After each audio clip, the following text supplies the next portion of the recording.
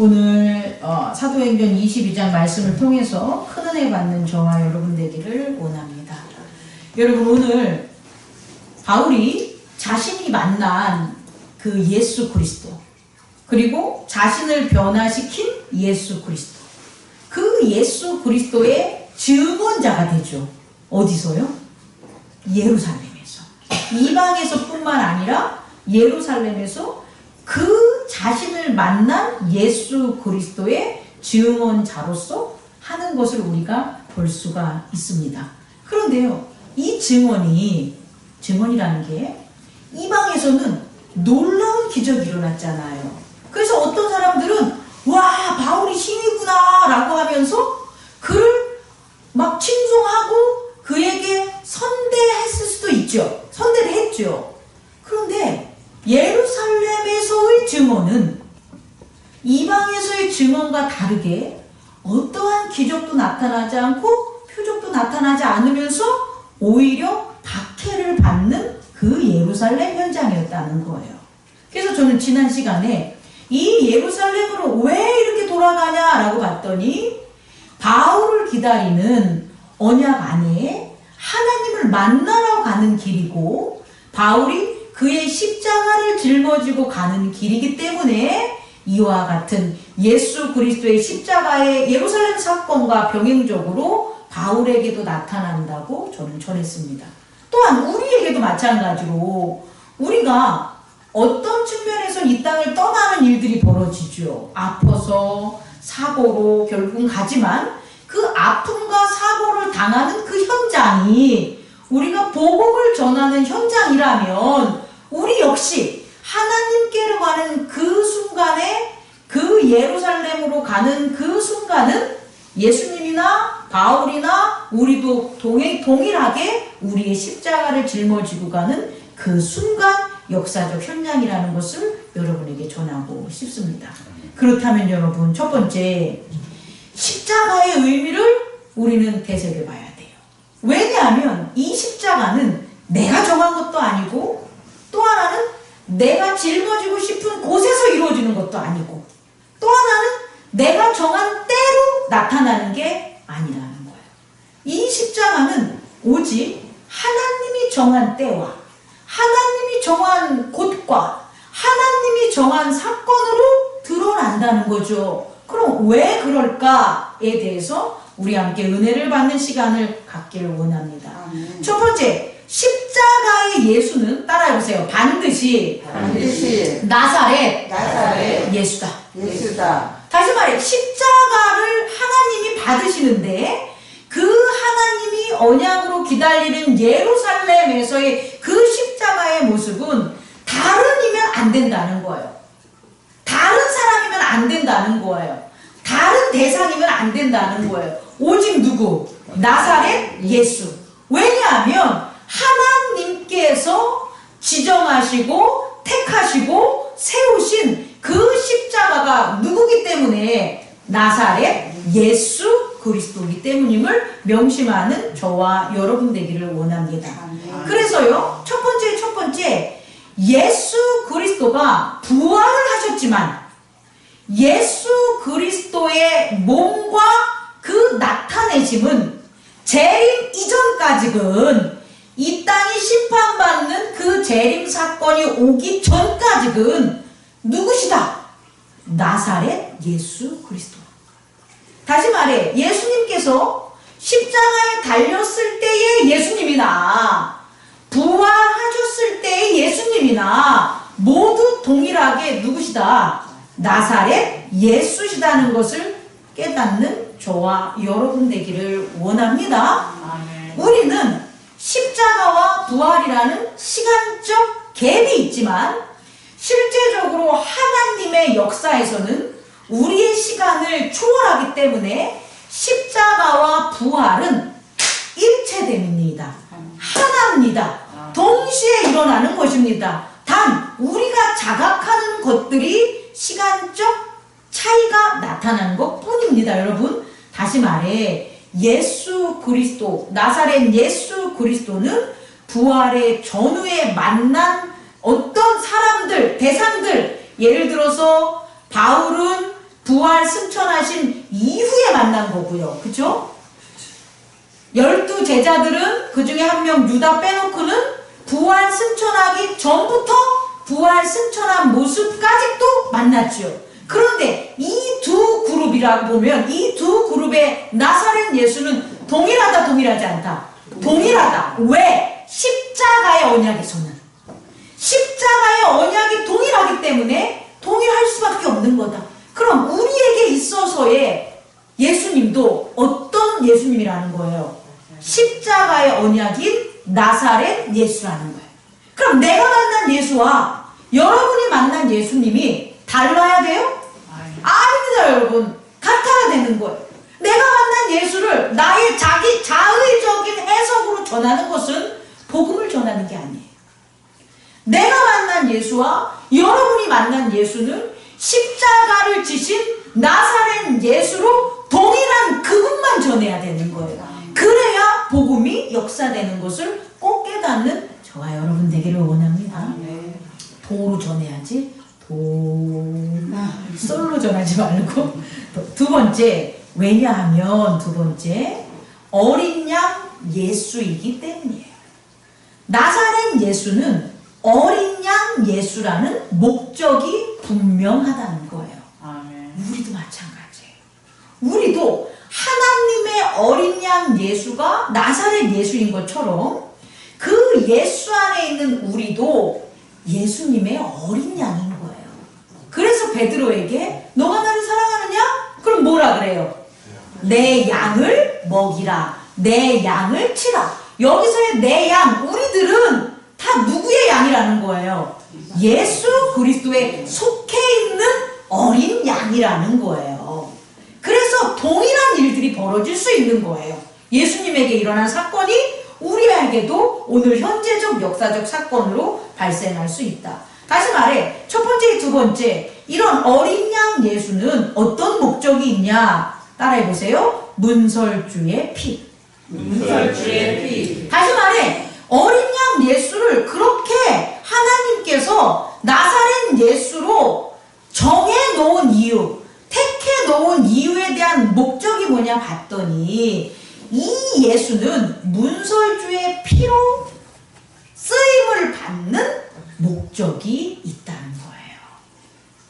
그냥 예수를 십자가에 못 박혀 돌아가시고 부활시키고 땡이 아니라 그 십자가에 흘린 피를 보고 믿고 마음에 새기는 자들에게 문설주의 피, 다시 말해 이 땅에 문설주의 피가 되게 하셨다는 것을 깨닫는 저와 여러분 되기를 원합니다. 아멘.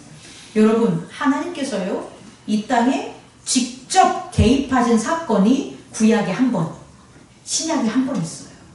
하나님은 능력으로, 말씀으로 선지자를 통해서 그의 일을 하세요. 그의 일을 하심에도 불구하고 그분이 친히 직접적으로 이 땅에 개입하셔서 그분의 나타냄을 드러낸 사건이 있다는 거예요. 그 첫 번째가 뭐예요? 10가지 재앙에서 9가지는 아니에요. 9가지는 모세를 통해서 일어났지만 마지막 10가지 재앙에서는 다 어떻게 했어요? 그 10가지 재앙 때 하나님이 이스라엘, 다시 말해 이스라엘이 아니라 애굽을 지나가신다 그래요.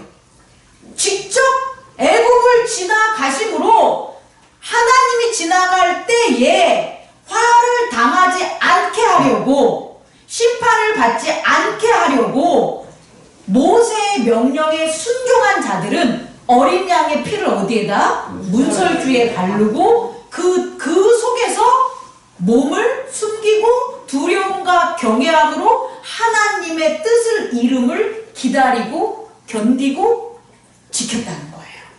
이걸 꼭 깨닫는 저와 여러분 되기를 원합니다. 두 번째 사건이 신약인 거예요. 두 번째 사건은 뭐가 되냐? 예수 그리스도의 피가 흘러지는 거예요. 그러면 구약에서는 애굽을 지나가셨는데 신약에서는 어딜 지나간 거예요? 예루살렘. 다시 말해 그의 백성들이 사는 곳, 그가 택한 백성들이 사는 예루살렘을 하나님이 지나가신 거예요. 물론 하나님이 지나가셨다라는 건 안 나와 있죠. 그러나 어떤 일이 벌어지냐? 사망을 치셨다는 거예요. 예수님이 사망을 친 게 아니라 누가? 하나님이 사망을 이긴 거예요. 하나님이 사망을 칠 때 그를 믿는 자들은 어디 안에 있어야 된다는 거예요? 예수 그리스도 안에, 그의 보혈의 피 안에 있어야 됨을 나타난 거예요. 이것을 꼭 깨닫는 저와 여러분 되기를 원합니다. 두 번째는 뭐냐면, 이런 하나님이 애굽을 지나가서 애굽을 치시고 사망을 치셨기 때문에, 지금도 치시고 계시기 때문에 우리들은 여기에 머물면 된다, 안 된다? 안 되는 거예요. 구약에 있어서 이스라엘 백성이 더 이상 애굽 땅에 머물면 안 되는 거예요. 왜? 하나님이 그곳을 치셨기 때문에. 마찬가지로 신약에 있어서 하나님이 사망을 치셨기 때문에 우리는 죄악된 예루살렘에 머물면 안 된다는 거예요. 그래서 어디 예루살렘으로 가야 되냐? 새 하늘과 새 땅이 있는 새 예루살렘으로 떠나게 할 수 있다라는 거예요. 만약에 하나님이 애굽에 지나가시지 않는다면 이스라엘인들은 애굽에서 정착하면서 떠나지 않습니다. 우리도 마찬가지죠. 우리도 새 예루살렘으로 우리가 가는 이유는 하나님이 악이 있고 버리고 심판하는 예루살렘을 하나님이 내려오셨기 때문이라는 거예요. 직접 사망을 치신 그 하나님이 계셨기 때문에 우리는 여기서 어떻게 해야 된다? 떠나야 되는 거예요. 약속의 땅으로의 여정이 시작되는 거예요. 이것을 꼭 깨닫는 저와 여러분 되기를 원합니다. 그래서요, 바울에게 적용하면 이렇습니다, 여러분. 바울이 누구를 경험했냐 봤더니 나사렛 예수를 만난 거예요. 다메섹 도상으로 가는 것들에 있어서 그 묘사된 게 어떻게 표현했냐면, 빛이 있었다라고 하잖아요. 그런데 실질적인 만남을 보면 그 음성은 뭐라고 얘기합니까? 나는 나사렛 예수다. 부활해서 모든 권세를 가진 왕으로서 예수가 아니라 십자가에 못 박혀 돌아가신 하나님의 어린 양 나사렛 예수임을 밝히죠. 그리고 또 그 나사렛 예수, 근데 내가 무엇을 하려고 하니까 너는 왜 나를 뭐했다? 박해했냐라는 거잖아요. 그럼 지금 바울이 박해 시점이 예수님을 직접 박해를 자기는 안 했더라도 그 예수님을 박해하는 과정 속에 예수님의 제자들을 박해하는 거잖아요. 그럼 다시 말해, 바울을 만난 예수님은 어떤 예수님이냐? 십자가에 하나님의 언약을 이루시는, 사망을 하나님이 치시려고 어린 양으로 세운 나사렛 예수라는 거예요. 이것을 꼭 깨닫는 저와 여러분 되기를 원합니다. 다시 더 확장 적용하면 우리를 만나주신 예수님도 경험이나 음성이나 신앙생활이나 말씀이나 기도나 찬양이나 통해서 우리를 만나주신 예수님도 어떤 예수님이라는 거예요. 나사렛 예수. 어떤 것? 사망을 치시려고 하나님께서 세우신 어린 양 예수임을 잊지 마는 저와 여러분 되기를 원합니다. 그래서 바울에게 동일하게 그의 제자들에게 이루었던 십자가 사건이 그 시점이 흘렀음에도 불구하고 바울에게도 동일하게 역사한 거죠. 그래서 그 십자가 사건이 바울에게 그게 일어났기 때문에 바울이 어떻게 되는 거예요? 거듭날 수 있었다는 거죠. 바울이 있었던 죄들과 사망이 이겨지는 일들이 동일하게 바울에게 나타날 수 있었다는 거죠. 우리도 마찬가지죠. 우리도 그 예수를 만나기 때문에 우리가 변화된 거죠. 세상에서 더 이상 머물지 않고 하나님의 성전을 향해서 나아가는, 교회를 향해서 나아가는 사람으로 바뀌었죠. 그 변화가 바로 십자가에 못 박힌 예수 그리스도, 나사렛 예수, 하나님의 어린 양을 만났기 때문에 나타난 일이라는 것을 깨닫는 저와 여러분들 되기를 원합니다. 아멘. 두 번째, 큰 두 번째. 그러면 왜 부활 후에도 나사렛 예수인가라는 거예요. 왜 부활한 후에도 바울에게 나사렛 예수님이 나타나셨냐는 거예요. 부활한 예수님이지만 그 부활한 예수님이 십자가에 달리신 나사렛 예수로 왜 바울에게 나타나고 우리에게 나타났냐는 거예요. 이것을 두 번째로 꼭 깨닫는 저와 여러분 되기를 원합니다. 따라해보세요. 하나님께서 예루살렘을 찾아오셨다. 자, 예수님이 십자가에 못 박혀 돌아가셨어요. 그리고 부활하기까지 얼마의 시간이 있었을까요? 3일 만에. 그렇잖아요. 우리 인간적인 측면에선 3일의 시간이 있잖아요. 그죠? 다시 사시기까지. 그럼 그 시간에 도대체 무슨 일이 벌어졌냐는 거예요. 그렇죠. 첫 번째, 진동이 일어나죠. 땅이 진동하죠.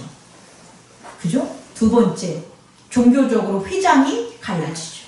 성소와 지성소가 나뉘어졌는데 휘장이 갈라짐으로 그게 하나가 되죠. 세 번째, 뭐가 돼요? 무덤이 갈라집니다.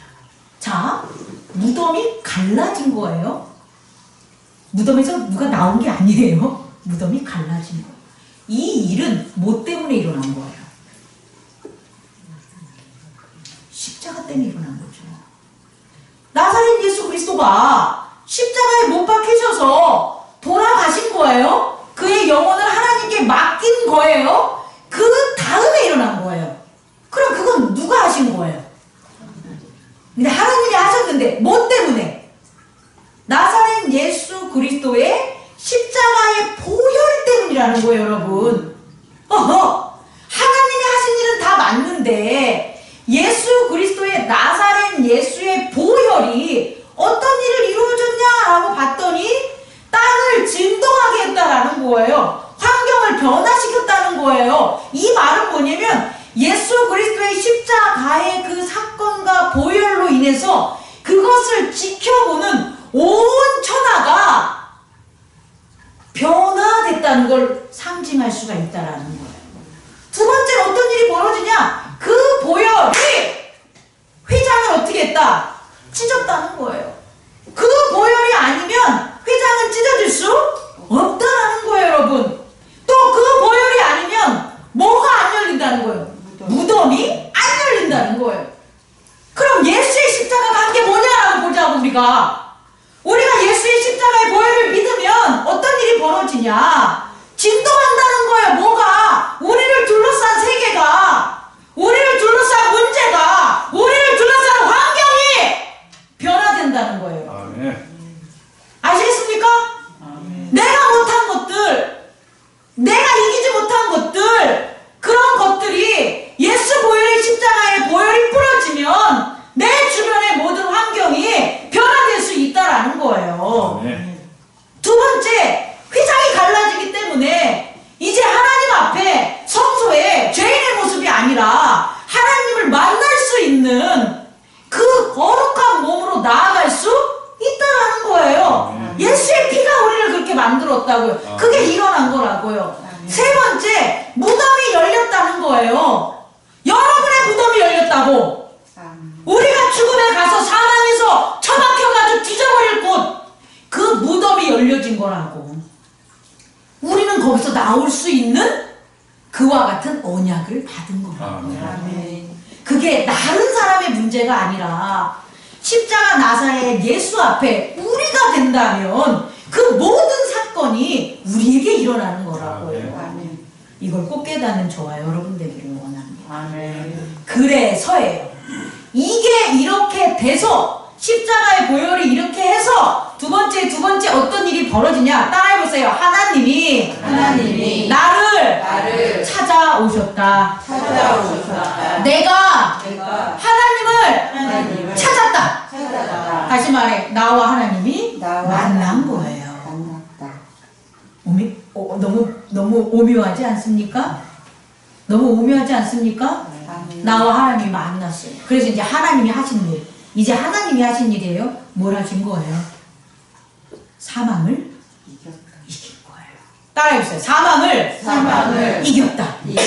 다시 말해 구약에 있어서 애굽을 지나간으로 애굽에 있는 신을 하나님이 다 치신 거잖아요. 그래서 이스라엘인들이 출애굽할 수 있었던 거예요. 애굽에 있는 신들이 여전히 하나님이 치지 않고 멀쩡하게 살아있다면 어떻게 이스라엘이 애굽에서 빠져나올 수가 있겠습니까?